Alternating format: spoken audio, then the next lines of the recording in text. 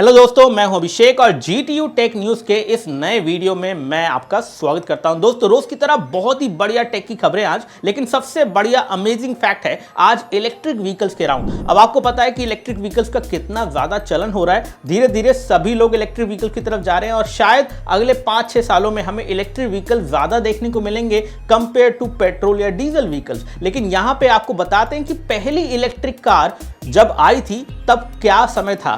200 साल पहले पहली इलेक्ट्रिक कार बनाई गई थी 18वीं शताब्दी में, यानी कि 18th सेंचुरी में। और साथ ही साथ इलेक्ट्रिक व्हीकल के अंदर आपको पता है कोई साउंड ही नहीं होती है। ऐसे में मैन्युफैक्चरर जो कि इलेक्ट्रिक व्हीकल्स बनाते थे उनको ये कहा गया कि इलेक्ट्रिक व्हीकल में इंजन की फेक साउंड डालिए, ताकि लोगों को जब वो सड़क पे चले तो ऐसे में एक तरह से उनको आइडिया हो जाए कि कोई व्हीकल आ रहा है। क्योंकि नॉर्मली पेट्रोल और डीजल के व्हीकल के अंदर आवाज होती है, तो लोग जब सड़क क्रॉस करते हैं तो उनको आइडिया लग जाता है कि कोई व्हीकल आ रहा है। लेकिन यहाँ पे इलेक्ट्रिक व्हीकल में ऐसी कोई आवाज आती नहीं है। तो ऐसे में उन्होंने कहा कि भाई फेक साउंड डालो ताकि लोगों की सेफ्टी ज्यादा बेहतर रहे। क्या आपको पता थी ये बात? अगर नहीं पता थी तो वीडियो को लाइक जरूर करना।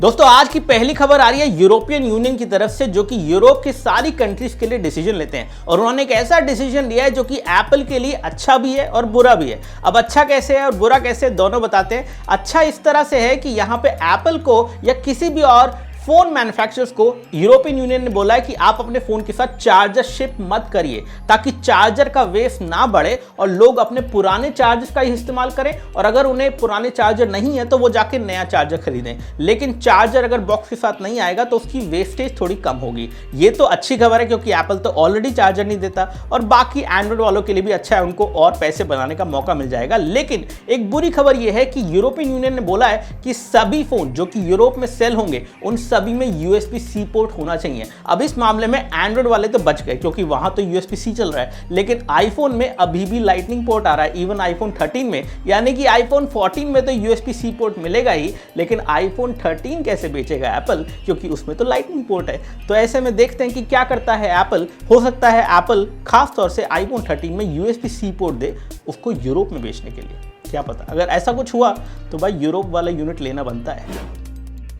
दोस्तों, अगली खबर आ रही है एंड्रॉइड की तरफ से, और ये खबर है नए फीचर्स के बारे में। एंड्रॉइड के अंदर आपको नए फीचर्स मिलने वाले हैं, ना सिर्फ गूगल टीवी के अंदर, असिस्टेंट के अंदर भी, जो गूगल का जो कीबोर्ड होता है वहां पे भी, हेड्सअप के अंदर भी, लॉक्ड फोल्डर, और साथ साथ नियर बाय शेयर के अंदर कुछ और विजिबिलिटी सेटिंग। बहुत सारे नए एक्सपीरियंसेस, बहुत सारे नए फीचर्स आपको समय के साथ मिलने वाले हैं। तो ऐसे में इन फीचर्स के बारे में हम बताते रहेंगे, टिप्स एंड ट्रिक्स बनाते रहेंगे। तो आप हमारे वीडियो जरूर मिस मत करना, क्योंकि इन टिप्स के ऊपर हम वीडियो बनाने वाले हैं कि कैसे आप इन फीचर्स को अपने फोन पे पा सकते हैं और कैसे इनको यूज कर सकते हैं।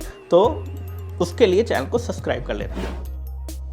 दोस्तों, गूगल ने कर दिया है केस इंडियन गवर्नमेंट पे तो नहीं, लेकिन हाँ कह सकते हैं कि इंडिया की कंपटीशन कमीशन ऑफ इंडिया, जो कि गवर्नमेंट ऑर्गेनाइजेशन है, गूगल ने उन्हें कुछ डॉक्यूमेंट्स दिए थे। उन डॉक्यूमेंट्स को लीक कर दिया कहीं ना कहीं किसी तरीके से, और वो डॉक्यूमेंट जर्नलिस्ट के हाथ लग गए। तो गूगल का ये कहना है कि जो हमारे प्राइवेट डॉक्यूमेंट आपको दिए गए थे कॉन्फिडेंशियल एग्रीमेंट के तहत, आपने उन डॉक्यूमेंट को लीक कैसे कर दिया। तो उन्होंने दिल्ली हाईकोर्ट में केस कर दिया है कंपटीशन कमीशन ऑफ इंडिया के ऊपर, जो कि उनको ये बोल रही है कि भाई गूगल जो है ना एंटी ट्रस्ट के हिसाब से सही नहीं कर रहा है, अपने कंपटीशन को किल कर रहा है, और वो तो करता ही है गूगल। तो ऐसे में गूगल ने ये तरीका निकाला है इसको काउंटर करने का। अब देखते हैं कितने दिन तक लड़ाई चलती है ये। और ऐसे में अगर Google competition commission of India को केस कर रहा है तो एक तरह से गवर्नमेंट ऑफ इंडिया को चैलेंज कर रहा है, जो कि अच्छी बात नहीं है। आजकल गवर्नमेंट ऑफ इंडिया कुछ ज़्यादा ही पावरफुल है। तो ऐसे में गूगल भाई बच लो, बाद में पछताओगे।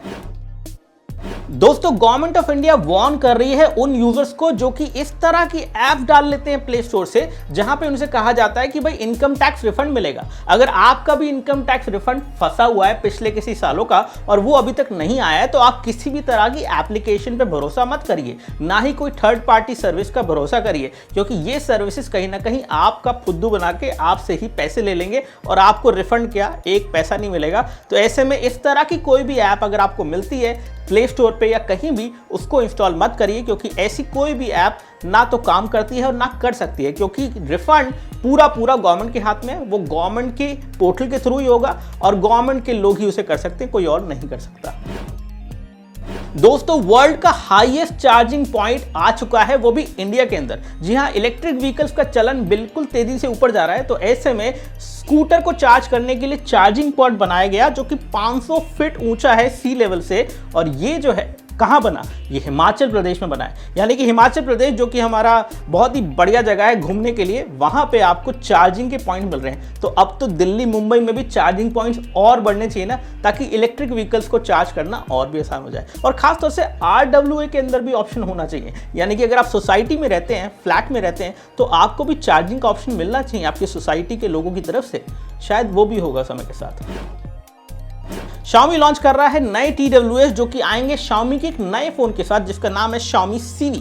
अब ये नया फोन क्या है, कैसे है, वो तो पता चलेगा, लेकिन ये जो नए TWS हैं Xiaomi के, वो बिल्कुल ऐसे दिख रहे हैं जैसे कि हमने देखे थे OnePlus के जो नए बड्स प्रो आए थे। लेकिन आई होप कि इसमें फंक्शनैलिटी थोड़ी डिफरेंट होगी, साउंड क्वालिटी और भी अच्छी होगी, और ये वाले TWS इंडिया भी आ जाएंगे, वो भी दिवाली से पहले। तो ऐसे में आपको 5 से 6 हज़ार में प्रीमियम लेवल के TWS मिलने वाले हैं Xiaomi की तरफ से, वेट कर लो। दोस्तों बात करते हैं Realme की। Realme ने बहुत सारे प्रोडक्ट्स को लॉन्च कर दिया है, जैसे कि Realme Band जो कि 3000 रुपये में लॉन्च हुआ है। बिल्कुल Huawei Band 6 जैसा दिखता है, बड़ा रेक्टेंगुलर टाइप का डिस्प्ले है यहाँ पे, और LCD डिस्प्ले है 1.4 इंच का, और इसमें आपको 50 वॉच फेसेस भी मिलते हैं। इसके अंदर आपको 500 निट्स की ब्राइटनेस भी मिल जाती है, तो अच्छा तो लग रहा है, इसको आप ट्राई भी कर सकते हैं। 3000 रुपये में थोड़ा सस्ता हो जाएगा ये Huawei के बैंड से, लेकिन इसका डिस्प्ले LCD है, तो डिस्प्ले शायद उतना अच्छा ना हो, और इसकी आउटडोर विजिबिलिटी कैसी है मुझे नहीं पता है, तो रिव्यूज़ वगैरह देख के ही लेना है इसको। इसके अलावा Realme ने लॉन्च किया है Realme का Narzo 50A and 50i। 50A की जो प्राइसिंग है वो तकरीबन 11,500 के आसपास है, और उसका जो नेक्स्ट वेरिएंट है वो 12,500 का है। और इसी के साथ अगर हम बात करें Realme Narzo 50i, तो 50i 7,500 का मिल जाता है, और वो 9,000 का उसका दूसरा मॉडल है। तो ऐसे में 2 GB रैम मिलेगा आपको 7,500 में।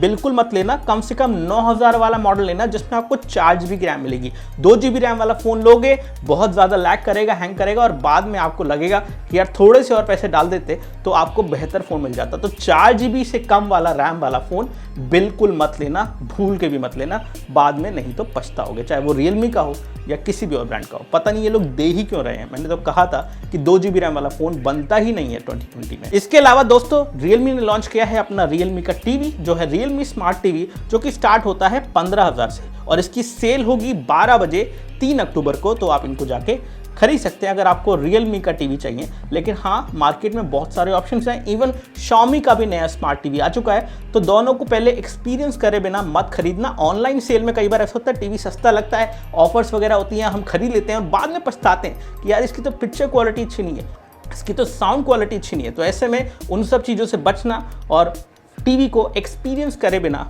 स्टोर में देखे बिना मत खरीदना। दोस्तों बात करते हैं star commentators of the day, और ये हैं शक्ति सिंह, दूसरे हैं आशीष, और तीसरे जो हैं वो हैं या मतलब देवी जी हैं या सज्जन जी हैं, ये तो नहीं पता, लेकिन उनका कमेंट जो है मैं आपको पढ़ के सुनाना चाहता हूँ। YT स्टूडियो यूट्यूब उनका चैनल है, और उन्होंने लिखा है, दिल तो दिया है तुझे, एक शर्त लगाई है, लेनी है वो चीज जो तूने गैजेट्स टू यूज में छुपाई है। मजा आया भाई, ये जो भी है मजाक इस तरह के ना अच्छे नहीं लगते हम। मैं क्या जवाब दूं इस पे, मतलब क्या कहना क्या चाहते हो यार आप? हम जो है आपको दिखा देते हैं कैमरा के सामने, और कुछ नहीं छुपाते हैं। एनीवेज, बात करते हैं दोस्तों टिप्स एंड ट्रिक्स की। तो पहली टिप है आज की, कैसे आप सैमसंग का फोन अगर आप यूज करते हैं तो सैमसंग का जो गैलेक्सी स्टोर है, इसकी नोटिफिकेशन और जो वो एप्स को अपडेट कर देता है, ब्लॉट पर ऐड कर देता है अपने फोन को, आपके फोन के ऊपर, उसको कैसे रोक सकते हैं वो आप जाके पढ़ लेना। आर्टिकल डिस्क्रिप्शन मिल जाएगा, हिंदी और इंग्लिश दोनों में। और दूसरा जो टिप है वो और भी यूजफुल है। जब आप कैमरा से फोटो लेते हो या फिर फोन पे स्क्रीनशॉट लेते हो तो आवाज आती है ना, छोटी सी आवाज आती है, जो कि कई बार आप अंधेरे में ये काम कर रहे हो तो उस केस में लोगों को पता चल जाता है कि आपने फोटो ले लिया कैमरा से या फिर आपने स्क्रीनशॉट लिया है, और वो अनॉइंग भी होता है, थोड़ा प्राइवेसी के हिसाब से भी सही नहीं होता है। तो हमने बताए हैं 6 तरीके जिसके थ्रू आप किसी भी फोन में कैमरा की शटर साउंड और साथ ही साथ स्क्रीनशॉट की साउंड दोनों को टर्न ऑफ कर सकते हैं। तो अगर आप जानना है इसके बारे में तो जरूर जाके पढ़ लेना, टिप्स एंड ट्रिक्स का लिंक आपको डिस्क्रिप्शन में मिल जाएगा। तो ये थी दोस्तों आज की सारी ताजा टेक की खबरें। मुझे उम्मीद आपको वीडियो पसंद आएगा। वीडियो अच्छा लगे तो वीडियो को लाइक कीजिए, चैनल को सब्सक्राइब कीजिए अगर आपने अभी तक नहीं किया है तो, इस तरह की और टेक न्यूज के लिए। मैं मिलता हूं आपसे कल। जय हिंद, नहीं कल नहीं, मैं मिलता हूं आपसे मंडे को। जय हिंद, वंदे मातरम, बाय बाय।